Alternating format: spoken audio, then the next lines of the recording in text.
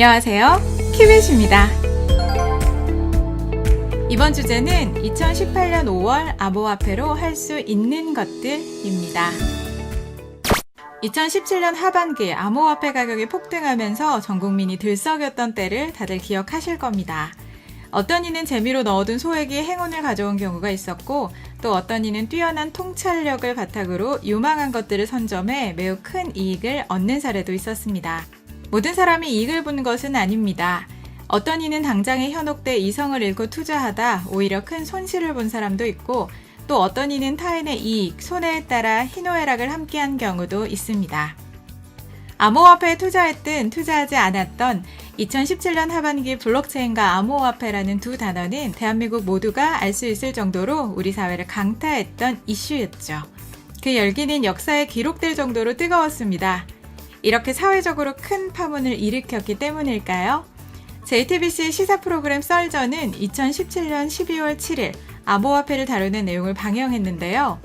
유시민 작가는 당시 암호화폐에 대해 사회적 효용성이 없다, 사회적 기능이 없고 도박 상품과 똑같이 취급해야 한다 등등의 과격한 표현들을 사용해 암호화폐를 평가절하한 적이 있습니다.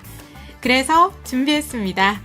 2017년 12월 7일 방송으로부터 약 반년이 지난 지금 어떤 변화가 있었는지, 아직도 암호화폐 시장은 초창기에 있고 관련 인프라는 완전히 설비되지 않았지만 최근의 뉴스들은 암호화폐들이 조금씩 우리의 일상으로 다가오고 있음을 알 수 있습니다. 그렇다면 우리는 암호화폐로 무엇을 할 수 있을까요? 피자를 먹을 수 있습니다. 네, 그렇습니다. 암호화폐 커뮤니티는 2018년 5월 22일 비트코인 피자데이를 기념했는데요. 비트코인 피자데이란 2010년 5월 22일에 라즐로 헤니츠라는 이름의 프로그래머가 10,000BTC로 파파존스 피자 2판을 주문한 것에서 시작됐는데요. 이 사건은 인류 역사상 최초로 암호화폐가 실생활에 쓰인 날로 기억되고 있습니다. 그리고 8년이 지난 지금 입담 좋은 사람들은 8년 전 비트코인 가격과 현재의 가격을 비교하면서 그때 먹은 피자 2판이 현재 한화로 약 800억을 기록한다고 말하고 있습니다. 그 차익에 대한 흥분이 쉽게 가시지 않지만 이것은 잠시 제쳐두고 2010년과 비교했을 때 현재는 암호화폐로 얼마나 더 쉽게 피자를 먹을 수 있는지 알아보겠습니다.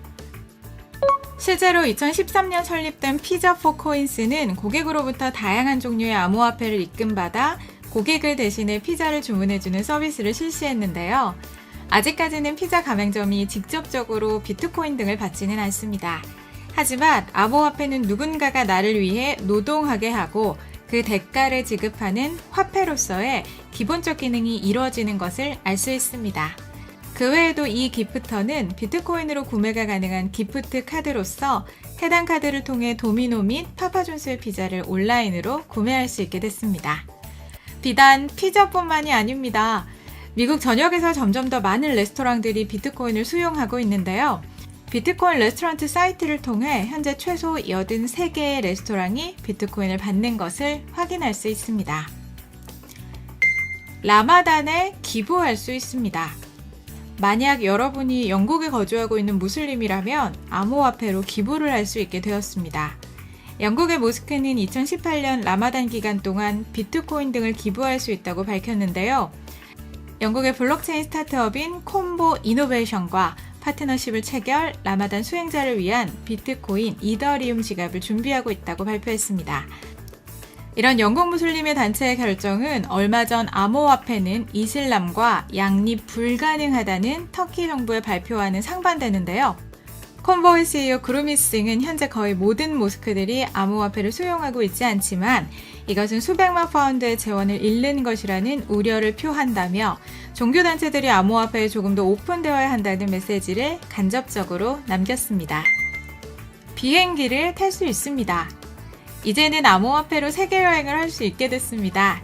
온라인 여행 서비스를 제공하는 칩에어닷컴은 2013년 세계 최초로 비행기와 호텔을 예약할 때 비트코인으로 결제할 수 있는 서비스를 제공했는데요. 칩에어닷컴의 CEO 제프 클레는 코인저널과의 인터뷰에서 아직도 암호화폐 시장은 초창기 단계에 있지만 chipeair.com은 여행자들과 기업들이 암호화폐를 조금 더 수용하길 바라고 암호화폐가 결제 수단이 될 것이라는 미래를 보고 있다고 대답했습니다.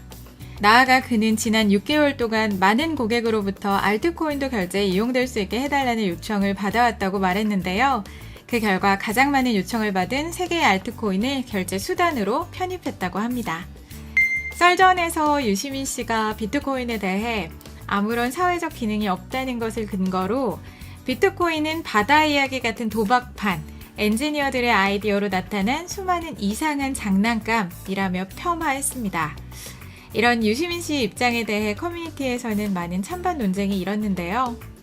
대표적으로 카이스트 출신의 정재승 박사는 유시민 씨의 발언에 대해 잘 모르시는 것 같다며 국가가 이 기술을 과도하게 통제하는 것은 장기적인 관점에서 옳지도 유익하지도 가능하지도 않다며 우려를 표했습니다.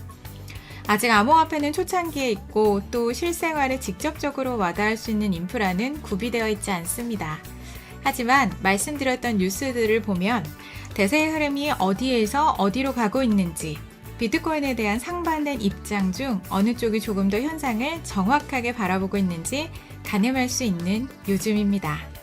이야기를 마무리하면서 고교 과정에 실려있는 문학을 하나 소개하고자 합니다.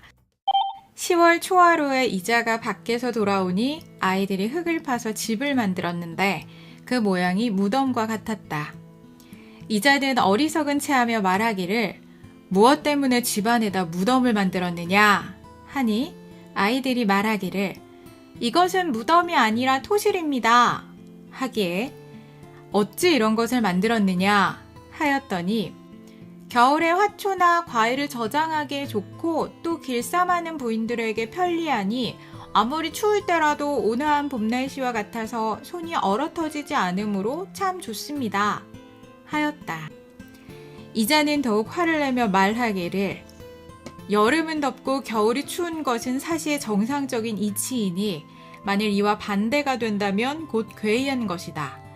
옛적 성인이 겨울에는 털옷을 입고 여름에는 배옷을 입도록 마련하였으니 그만한 준비가 있으면 족할 것인데 다시 토시를 만들어서 추위를 더위로 바꿔놓는다면 이는 하늘의 명령을 거역하는 것이다.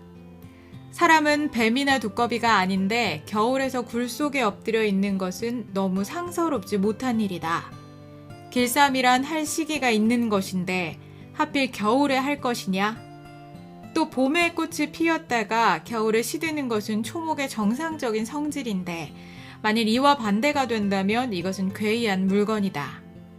괴이한 물건을 길러서 때 아닌 구경거리를 삼는다는 것은 하늘의 권한을 빼앗는 것이니 이것은 모두 내가 하고 싶은 뜻이 아니다. 빨리 헐어버리지 않는다면 너희를 용서 없이 때리겠다. 하였더니 아이들이 두려워하며 재빨리 그것을 철거하여 그 제목으로 뗄나무를 마련했다. 그러고 나니 나의 마음이 비로소 편안하였다.